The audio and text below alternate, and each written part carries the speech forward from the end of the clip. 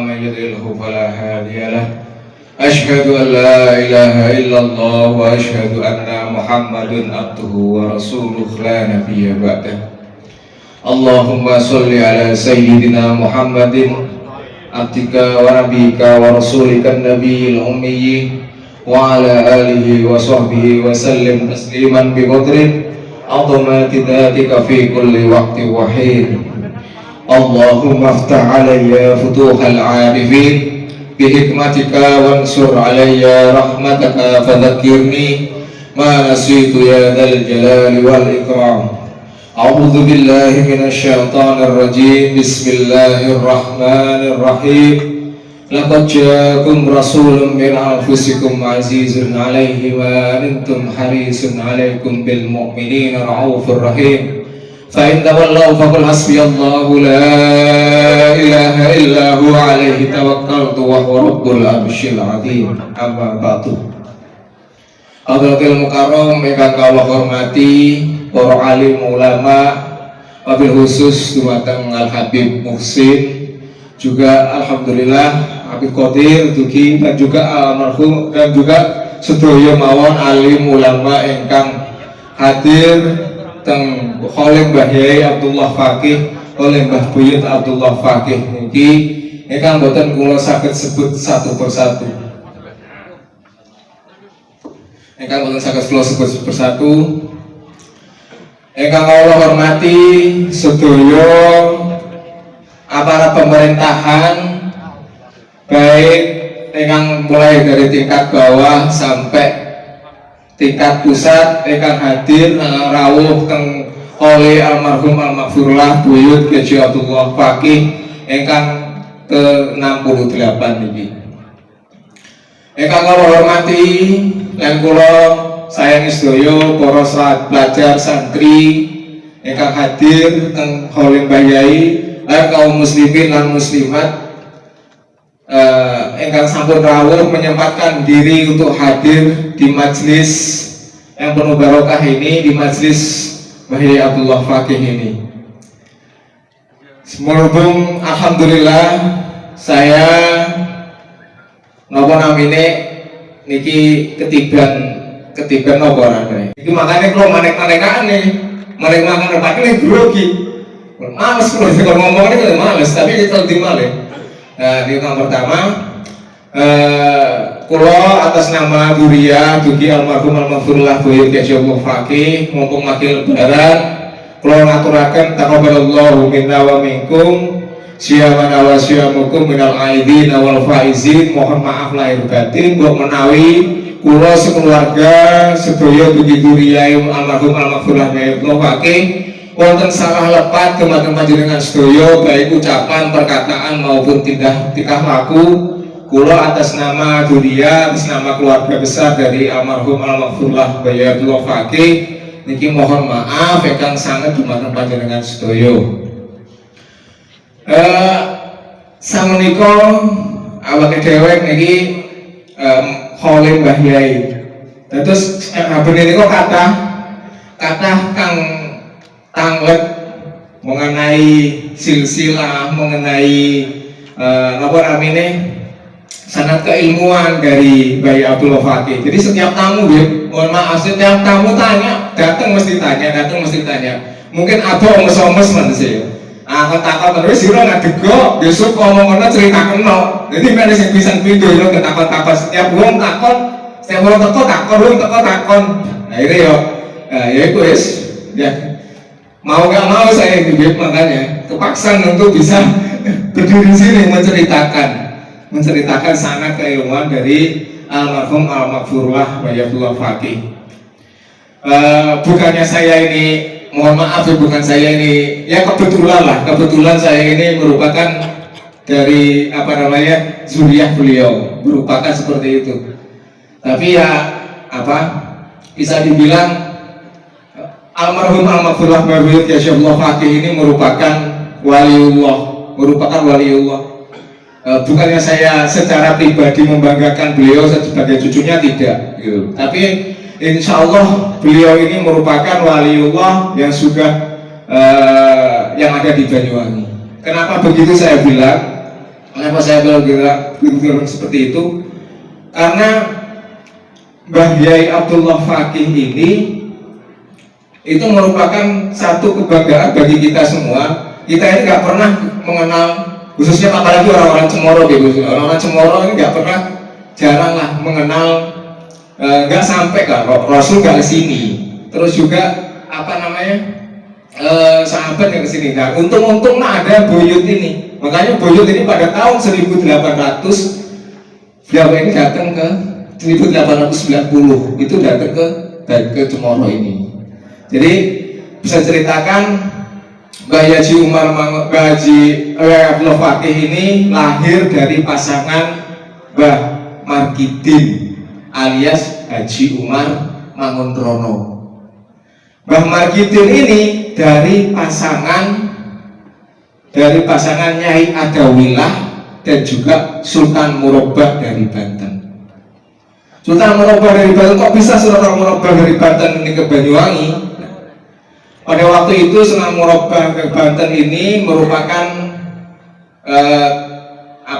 penyebar ilmu, juga pengobatan yang ada di Banyuwangi. Nyai Ayu Adawilah ini sakit, Nyai Ayu Adawilah ini sakit, akhirnya Nyai Adawilah ini berobatlah kepada Sultan Murabba. Sudah berobat pada Sultan Murabba, akhirnya sembuh dan diboyonglah Nyai Adawilah ini ke Batu Quran yang ada di Banten.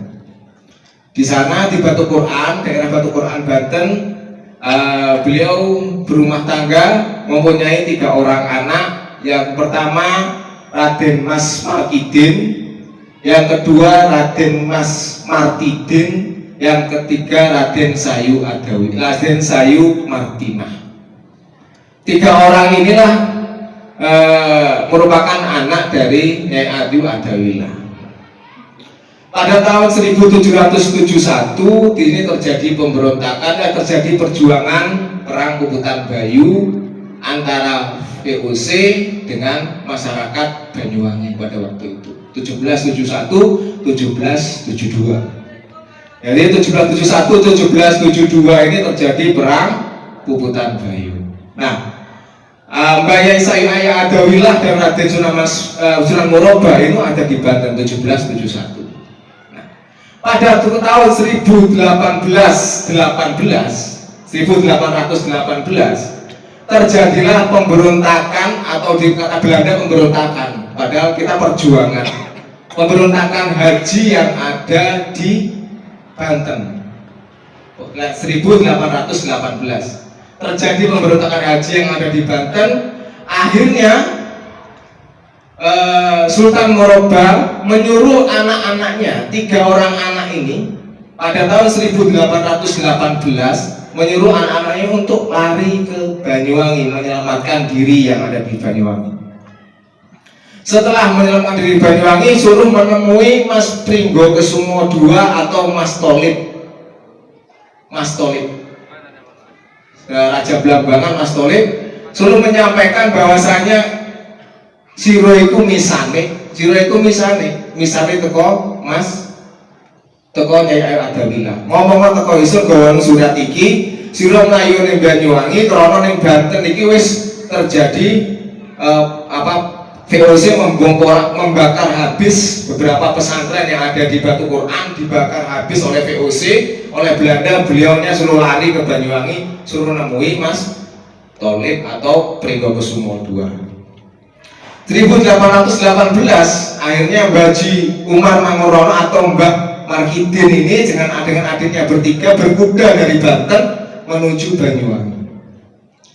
Sesampailah di Banyuwangi menemui Mas Pringgokusumo, akhirnya dikasihlah tempat. Mbah Markidin alias Mbah Haji Umar Mangunrono, karena orang zaman dulu setelah menaik haji gelarnya dihapus, Markidin namanya diganti menjadi Haji Umar. Karena dijadikan lurah pertama oleh Pringgokusumo pada tahun 1820 di daerah Balak, akhirnya berganti nama Haji Umar Mangunrono karena beliaunya naik haji Pak Lurah, mengaji nanti naik haji Haji Umar berganti nama Haji Umar, kejuluk Mbah Mangun, Mbah Haji Umar Mangunrono. Nah, dari pasangan Mbah Haji Umar Mangunrono ini menikah dengan dengan adiknya Den Rokso, Wonorokso. Dengan adiknya Den Rokso menikah. Den Rokso yang kuburannya ada di apa namanya, di Gumuk Wonorokso itu, Gobol. Menikahlah Haji Umar ini menikah dengan adiknya Den Rokso, mempunyai 7 orang anak. Siapa aja anaknya? Yang pertama adalah anaknya Haji Umar Mangunrono ini, anaknya yang pertama adalah Baji Rutina di Balak. Yang kedua Mbah Dahum yang ada di Balak juga. Yang ketiga Baji Irsad di Balak.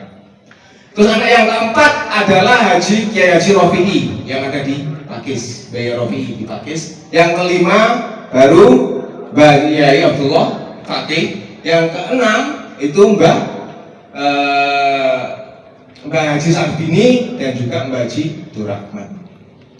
Dari pasangan ini makanya lahirlah Mbah Kiai Abdullah Fakih ini tahun 1873. Lahir dari pasangan Mbah Haji Umar Mangunrono, Mbah Yai ini melahir. Dan mulai kecil Mbah Yai sudah punya karomah. Mbah Yai kecil udah mulai karomah karena beliau ditempa ilmu agama oleh Mbah Haji Umar yang merupakan dulunya pesantren yang ada di Batu Quran. Pesantrennya dibakar, lari ke Banyuwangi. Di sini jadi Mbah Mangun. Mulai kecil memang sudah jadi lurah. Mulai kecil sudah punya karomah. Akhirnya pada waktu 9 tahun Mbah Haji Kiai Abdullah Fakih ini bergurulah yang pertama adalah ke Mbah Purwosono Lumajang. Ke Mbah Purwosono Lumajang beliau kurang lebih selama 3 tahun. Mbah Purwosono Lumajang. Setelah ke Mbah Purwosono Lumajang, beliaunya berguru lagi ke daerah Pasuruan, ke Mbah Wali Sidik. Siapa Mbah Wali Sidik? Itu mbahnya Mbah Kiai Hamid, Mbah Wali Sidik. Berguru di sana selama kurang lebih 3-4 tahun. Akhirnya dari Mbah Wali Sidik beliaunya menyeberang ke Pulau Madura. Buyut menyeberang ke Pulau Madura berguru kepada Mbah Syekhuna Holil Bangkalan. Nah ini cerita, ada satu cerita beberapa dari apa namanya Anang, dari kakek saya. Buyut Iro Bengen itu kadung teko Pasuruan ning Madura iku sing ngene, wasiate Mbah Wali Sidik sing ngene nyang prau. Terus nek napa nang? Gawe teko jeliring, gawe rakit. Nggih, memang awal nggih terus jeliring gawe. Kadung ning Syekhuna Holil Bangkalan. Selama berapa tahun? Selama kurang lebih di sana 7 tahun ke Mbah Yai Holil Bangkalan. Beliaunya satu kamar dengan 5 orang. 5 orang. Siapa kalian 5 orang itu? Yang pertama, satu kamar disebut Amar Pendowo Limo. Amar Pendowo Limo ini. Sinten mawon Amar Pendowo Limo? Yang pertama Mbah Haji Hasyim Asy'ari, Syekhuna Hasyim Asy'ari, Jombang. Ingkang nomor kalih Mbah Yai Manaf Abdul Karim bin Boyono. Ingkang nomor 3 nggih Mbah Ma'ruf Kedunglo Kediri. Mbah Ma'ruf. Ingkang nomor 3 nomor sekawan Mbah Yai Abdullah Fakih. Ingkang nomor gangsal yaiku Mbah Yai Munawir Krapyak. Itulah yang ada satu kamar beliaunya yang ada di Syekhuna Holil Bangkalan. Setelah beliau dari Syekhuna Holil Bangkalan disuruh pulang oleh Syekhuna Holil, beliau tidak langsung pulang ke Banyuwangi, beliaunya langsung menuju ke Mbah Yai Soleh Darat. Mbah Yai Soleh Darat di Mbah Yai Soleh Wanantoro. Yai Soleh. Mbah Yai Soleh ke Kendal, Semarang. Beliau berguru di Mbah Yai Soleh Darat, Semarang. Nah, selama beberapa tahun di Mbah Yai Soleh Darat, akhirnya Mbah Saidolat punya menantu namanya Mbah Idris. Mbah Idris Jamsaren. Mbah Idris ini berhasil ini memboyong beberapa santrinya, memboyong beberapa santri dari Mbah Yai Soleh untuk dibawa ke Solo, ke Mbah Yai, ke Pondok Jamsaren Solo, ke Mbah Yai Idris Jamsaren Solo. Dari sana, di sini ada cerita. Di sini ada cerita, karena Mbah Yai Idris ini merupakan guru dari Pakubuwono, ngaji dari guru Pakubuwono, ngaji tiap dino itu Pakubuwono ini ngaji teng apa namanya teng Kesultanan.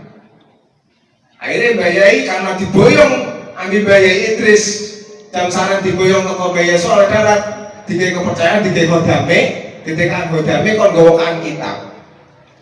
Mbah Yai ini kon gowokan kitab, melaku penggokan kita setiap ngaji setiap subuh ning Sultanan Solo mung Pakubuwono. Setiap ngaji tiap dino gawe ngaji temeriku. Akhirnya pada waktu itu wonten sekatenan teng Solo ini kan sekatenan ceritane. Ini ceritane anak kula nih guys, ceritane karena biasanya anak matur madang niku Malaysia ududan rokok cerita. Buyut itu lho pengen ndi gawe. Main ceritane versi anak. Siyen niku Mbah telah pakai cilik mari ngaji singkat mulai ning Pondok Jamsaren singkat mulai. Tapi ngopo? Tapi Mbah Yai keren pamitan Mbah Yai Idris nak deleng sekatenan. Asin deleng sekatenan ngogrok abi nggowo abi mondong Qur'ane. Mari iki kok ana arak-arakan moro. Mbah Yai ngogrok ning isor. Berhubung weruh Kiai Raja niku Pakubuwono niku weruh kok iki mlolarekan ngaji mau ngambil Mbah Idris mau. Akhirnya dituding. Kalau ngogrok gawa kitab-kitabe, gawa kitab Quran terjemah ngogrok ning isor dituding. Keweden. Tole-tole ning mburi sono wong maling. Akhirnya barang keweden melayu Mbah Yai. Mbah Yai dolan melayu. Bagi lancing melayu diuber ambil pengawal penggawa diuber ke candak. Ditakoni ambil Pakubuwono. Sira kang mau ngaji subuh-subuh ning kraton nggih. Kang ambil Mbah Yai Idris mau nggih. Apa sira sing mulih? Nggih kula nak deleng sekatenan deleng arak-arakan. Akeh wong akeh tasih kata tiyang. Terus mari ketiku, pangan sira gawa iku. Nggih wau kitab ngaji iku. Kitab ngaji di Quran wae.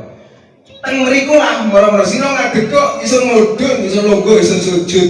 Jadi Quran iki sing lebih apik teko isun. Makane iki kan ning dhuwur isun tak ngobrol ning isor. Rajane wae ngobrol ning isor.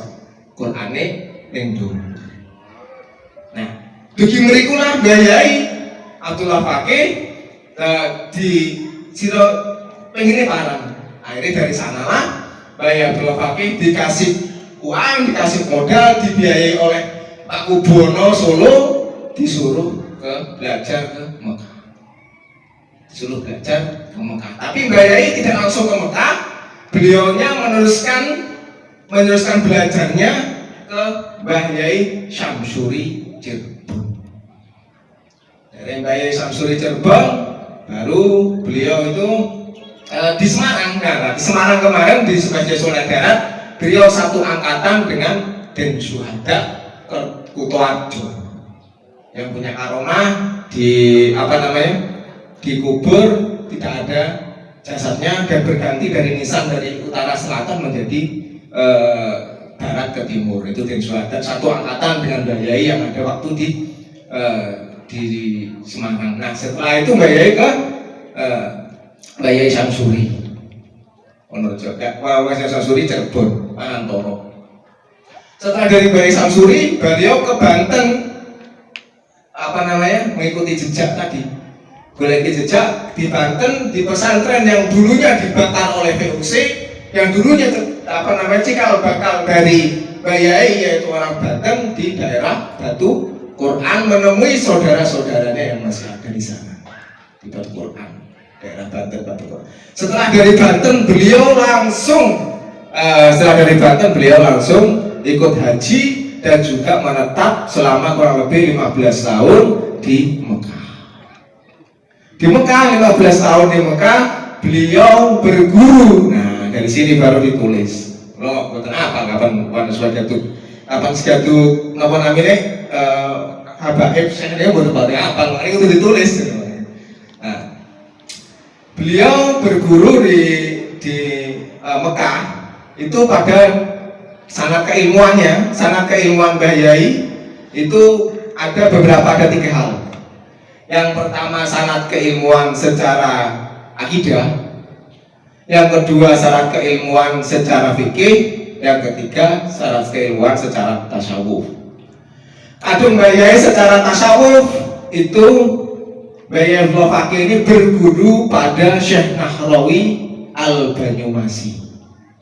Pendiri dari Syekh Nahrawi Al-Banyumasih ini secara tarekat, secara tasawufnya Syekh Nahrawi Al-Banyumasih Al-Maki. Di Syekh Nahrawi Muhtarom Al-Banyumasih Al-Maki. Beliau merupakan penganut thariqah Sadiliyah. Makanya Mbah Yai ijazah langsung menduduki thariqah Sadiliyah.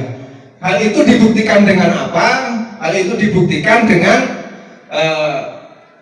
ada beberapa kitabnya Syekh Nahrawi Al-Banyumasih itu yang ditemukan ditemukan di Mbah Yai. Padahal sudah dicari kemana-mana, Syekh karangan dari Mbah Yai Syekh Nahrawi Al-Banyumasih tidak ada, baru ditemukan di sini. Ini merupakan guru dari Mbah Yai Abdullah Fakih di Mekah. Beliau satu angkatan, satu kamar di Mekah dengan siapa? Beliau satu kamar di Mekah dengan Mbah Yai Dalhar waktu Congol Magelang. Dengan sama-sama juga ijazahnya adalah tarekat Sadiliyah. Mbah Yai Dalhar menurunkan tarekat Sadiliyahnya kepada anaknya Mbah Yaitullah menurunkan tarekat Sadiliyahnya kepada muridnya yaitu Habib Lutfi.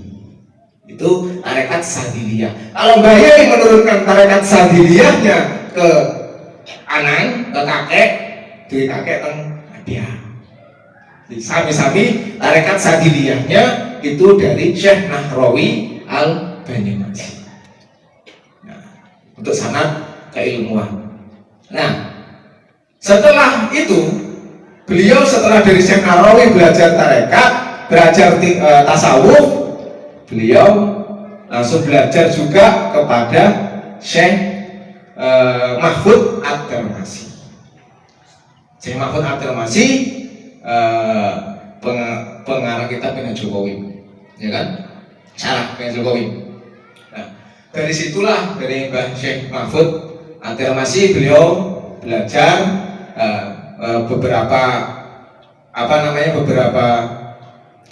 beberapa akidah. Nah, di sini ditulis di kitab di sarahnya Mbah Yai ada di kitabnya itu ada sarah menerangkan terkait Fatihah yang akan dikirim sampai Gusti Rasul. Setiap ngaji beliau menggunakan Fatihah sampai kirim sampai Rasul. Nah, kalau wajah akan nih di kitab Mbah Yai tulisannya Anang niku Fatihah niku Mbah Yai Abdullah Fakih bin Umar niku ngeguru teng gurune Syekh Mahfud bin Abdullah At-Tirmasi. Terus masuk mriku mangke enten Fatihah kepada Sayyid Abu Bakar Utsman bin Muhammad Satok Ad-Dimyati. Mriku selain itu gurune malih Sayyid Ahmad bin Zaini Dahlan. Terus berguru malih mriku enten tulisan Kyai Utsman bin Hasan Al-Dimyati. Terus berguru malih ke Sanwani Asy-Syafi'i, Muhammad Ali bin Sanwani Al-Syafi'i. Terus dugi berguru kepada Isa Ahmad Al-Barawi Al-Zubairi Asy-Syafi'i. Terus berguru Muhammadudin Muhammad bin Muhammad Al-Dafari, berguru teman Salim bin Abdullah Al-Basri Asy-Syafi'i. Terus berguru dengan Abdullah bin Salim Basri Al-Makki Asy-Syafi'i. Terus ke Samsudin Abu Abdullah Muhammad bin A'la Al-Babili Asy-Syafi'i Az-Azhari. Terus berguru malih ke Muhammad Al-Gulaimi, berguru malih ke Samsudin Muhammad bin Ahmad Ar-Ramli, berguru malih ke Al-Islam Qadi Al-Qudud Zainuddin Abu Yahya Zakaria Muhammad Al-Ansori. Terus makanya pentingnya sanad itu seperti itu. Karena ada makalah biaya ngomong tegone anak sira hati-hati besok yang akhir zaman. Saya waktu ngomong akhir zaman. Akhir zaman niku akeh enduk hang kokoroyuk. Yo gitu. Akeh enduk hang kokoroyuk, akeh jago kang nino. Akhir zaman. Iku akeh maneh barang wong kang berguru ora kanggo guru. Sira kudu hati-hati. Ono barang man ta'alama bila syaihin fasayuna syaiton. Begitu ya kan? Wong kang belajar ora kanggo guru, gurune setan. Jadi seperti itu. Itu ngomongin gaya.